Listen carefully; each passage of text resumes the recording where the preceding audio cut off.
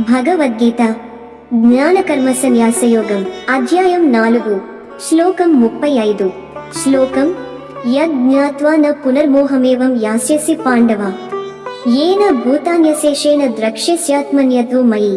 అనువాదం: ఓ పాండవ, ఆ జ్ఞానాన్ని పొందిన తరువాత మళ్ళీ ఎప్పుడూ మోహంలో పడవు. ఆ జ్ఞానంతో సమస్త భూతాలను నీవు నీలోనూ నాలోనూ చూడగలవు.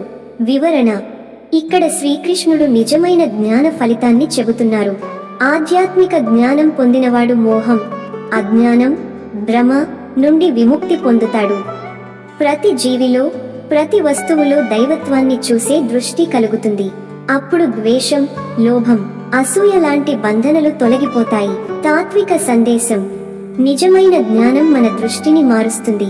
లోకం అన్నీ వేర్వేరు కాదు, ఒకే పరమాత్మ స్వరూపమే అన్న భావన కలిగిస్తుంది.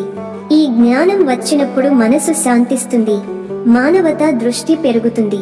ఉదాహరణ: ఒక సముద్రాన్ని మనం చూస్తే అది ఒక్కటే, కానీ అలలు వేర్వేరుగా కనిపిస్తాయి. అవన్నీ వేర్వేరు కాదని, ఒకే నీటిలోంచి ఉద్భవించాయని తెలుసుకున్నప్పుడు మోహం తొలగిపోతుంది.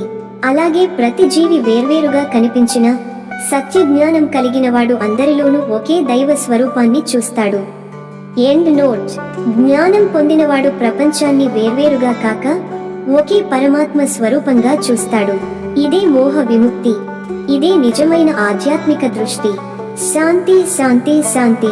లైక్ చేయండి. ఈ తాత్విక సందేశాన్ని మీ మిత్రులతో షేర్ చేసుకోండి.